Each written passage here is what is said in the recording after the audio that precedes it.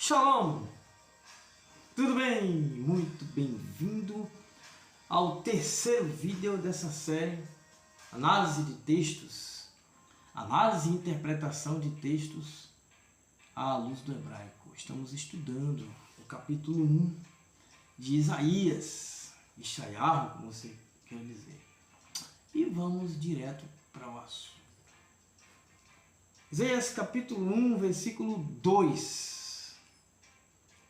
Shmeu shamayim ve'ha'azinu eretz, que Adonai diber, banim gdaleti ve'gramameti ve'hem posheu bi.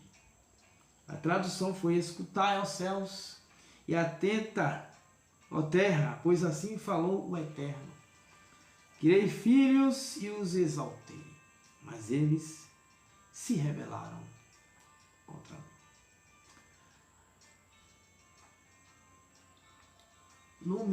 Aqui no meu canal, tem um vídeo falando sobre a polêmica sobre o céu.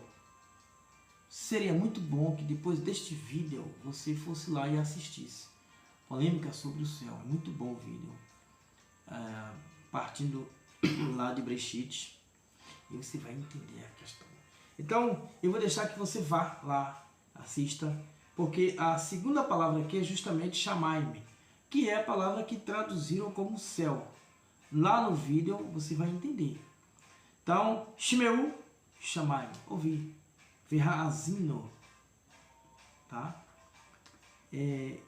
Atentai, atenção.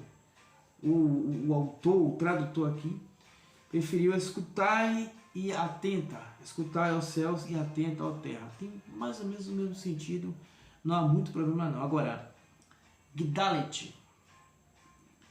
Vamos primeiro para o que é, pois, porque, etc.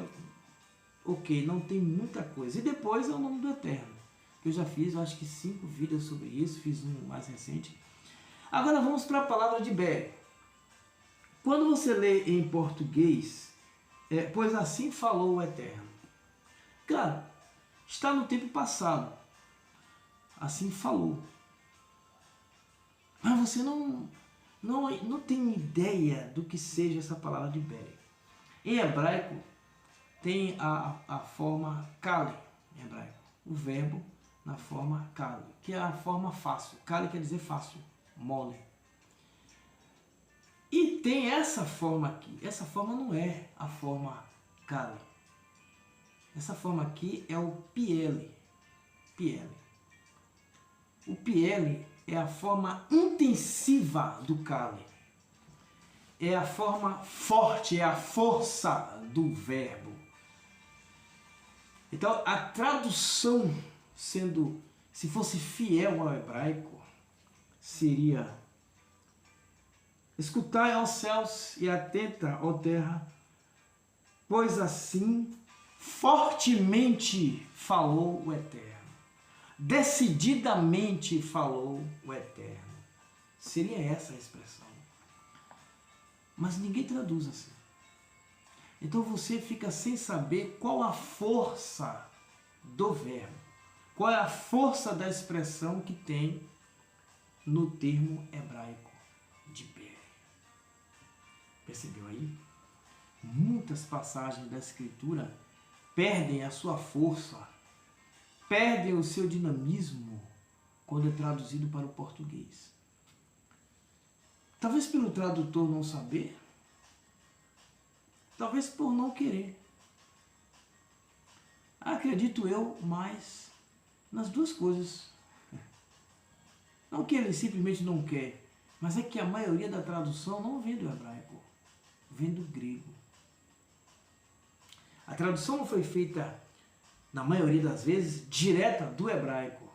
Foi traduzido do hebraico para o grego e do grego para o português. Depois de passar por outros idiomas, vem para o português. Então, quando chega na nossa mão, chega com a fraqueza que chega da agonia. Você, quem sabe ler hebraico, está vendo esses termos, chegar da agonia, porque a tradução não expressa exatamente o que o verbo quer dizer. falou decididamente. Você já vinha acompanhando no vídeo de número 1 e número 2, que não foi uma visãozinha qualquer, como os filmes apresentam. Ele viu alguma coisa nebulosa e você aqui assistindo não sabe se é, se não é. Não foi isso. Foi algo palpável. Então a expressão usada aqui por Isaías ou pelo seu escriba não é uma expressão qualquer, e o Massoreta sabia disso. Engraçado, né? O Massoreta sabia de muitas coisas que nós não sabemos. Então quando ele coloca na palavra davari, ele coloca um hirik, ele coloca um hirik e um tserê, que são os nomes das vogais massoréticas, ele está indicando que aquele verbo, aquela palavra, está na sua intensidade prática, ativa e não passiva.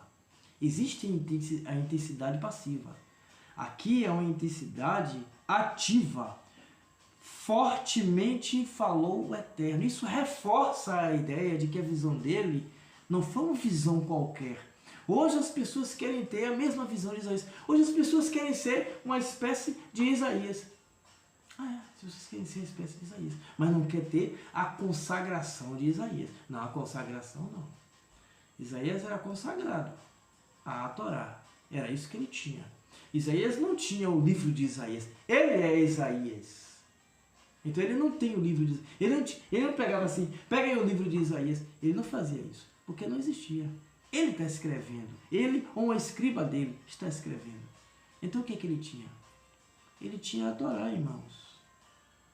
O que ele tinha, irmãos? A Torá. Então ele se baseava na Torá. A consagração dele era de acordo com a Torá. E ele tinha que fazer as coisas de acordo com a Torá. Daí a consagração dele. Ninguém quer ter a consagração de Isaías, mas quer ser Isaías. Quer ser um profeta, quer ser um navi, quer falar, quer fazer, acontecer. Mas a consagração dele não. Aí não, parece que é demais. Para você ter o nível de Isaías, você tem que ter a consagração de Isaías. Para você vencer uma corrida como o Usain Bolt, você tem que ter a consagração de Usain Bolt, como é o nome dele? Usain Bolt.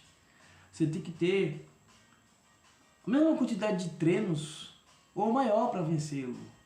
A mesma dedicação ou maior para vencê-lo. A mesma determinação ou maior para vencê-lo. Você quer ser um Isaías, você quer profetizar, você quer falar, você quer tudo. Você tem que ter o mesmo nível que ele, a mesma consagração que ele, a mesma determinação dele, para então a palavra do Eterno vir sobre ele, como veio, de forma fortíssima. Criei filhos e os engrandeci. Próximo vídeo nós vamos abordar essa outra parte do versículo 2, observando como foi escrita e a força dessa escrita e qual o uso dessa palavra em outras passagens. Eu te espero lá.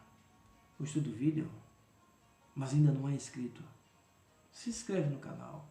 Não deixa de apertar lá o inscreva-se, de deixar o seu like, de comentar, de compartilhar. Deixa o seu comentário aí, tá? E nos veremos face a face, olho a olho, tete a tete, no próximo vídeo. Shalom.